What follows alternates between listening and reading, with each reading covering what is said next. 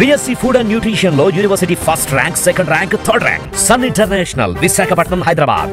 గత ప్రభుత్వంలో జరిగిన దుర్మార్గపు శాండ్ మాఫియా, వైసీపీ ప్రభుత్వంలో జరిగిన శాండ్ మాఫియా వల్ల ఎన్ని వ్యవస్థలు కుప్పకూలిపోయినాయో అందరికీ తెలిసిందే. రాష్ట్రం ఎంత సర్వనాశనం అయిపోయిందో అందరికీ తెలిసిందే. ఎన్ని వేల కుటుంబాలు రోడ్డున పడ్డాయి, ఎన్ని వేల కుటుంబాలు మేము ఇక్కడ బతకలేము, మాకు ఇక్కడ జీవనోపాధి లేదు అని చెప్పి పక్క రాష్ట్రాలకి వలస వెళ్ళిపోయినాయి.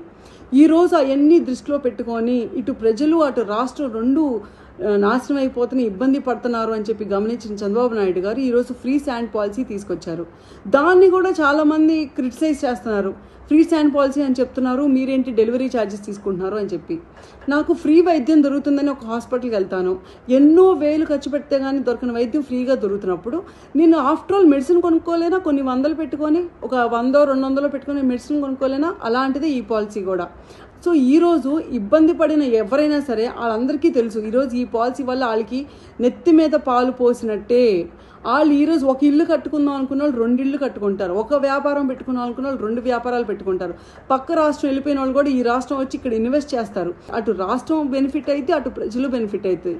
ఇంత మంచి జరుగుతుంటే ఇంకా సిగ్గుసరం లేకుండా యూట్యూబ్లో కూర్చొని లేకపోతే సాక్షి ఛానల్లో కూర్చొని ప్రతి ఒక్కళ్ళు నోటుకు వచ్చినట్టుగా ఈ పాలసీ వల్ల ఏం బెనిఫిట్ ఉంది, రాష్ట్రం వెనక్కి పడిపోతుంది, లేకపోతే జనాలకి ఇంకా ఎక్కువ వెల్ఫేర్ ఇవ్వటం ఎందుకు, ఇది అసలు ఫ్రీ పాలసీయే కాదు అని చెప్పి పిచ్చి వాగుతున్న ప్రతి ఒక్కరికి చెప్తున్నాం.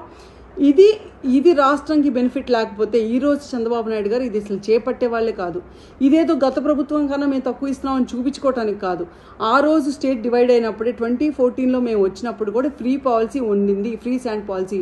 బికాజ్ కొత్త కన్స్ట్రక్షన్స్ ఎంకరేజ్ చేయాలి, ఎక్కువ మందిని ఇక్కడ ఇన్వెస్ట్ చేసేలా చేయాలి, ఒక మిడిల్ క్లాస్ పర్సన్ కూడా ఇన్వెస్ట్ చేసే పరిస్థితులు ఈ రాష్ట్రం ఉండాలి అని చెప్పి నమ్మారు. కాబట్టి ఓవరాల్గా ఒక వైడర్ ప్రాస్పెక్ట్లో ఈ రాష్ట్ర ఎకానమీ పెరగాలని కోరుకున్నారు. కాబట్టి ఈరోజు ఈ పాలసీ తీసుకొచ్చారు. దీన్ని పిచ్చి పిచ్చిగా వాళ్ళకి నచ్చినట్టుగా అనువాదించుకొని వాళ్ళకి నచ్చినట్టుగా జనాలు కన్ఫ్యూజ్ చేసేలాగా బయటకు వచ్చి మాట్లాడే వాళ్ళందరికీ చెప్తున్నాం, నోరు మూసుకొని ఉండండి. మీకేదన్నా డౌట్స్ ఉంటే వెళ్ళి సామాన్య ప్రజలు ఎవరైతే ఇబ్బంది పడ్డారో వాళ్ళని వెళ్ళి అడగండి, ఈ పాలసీ వల్ల మీకు లాభమా నష్టమా అని. వాళ్ళు మీకు సమాధానం చెప్తారు, మేము చెప్పాల్సిన అవసరం కూడా లేదు.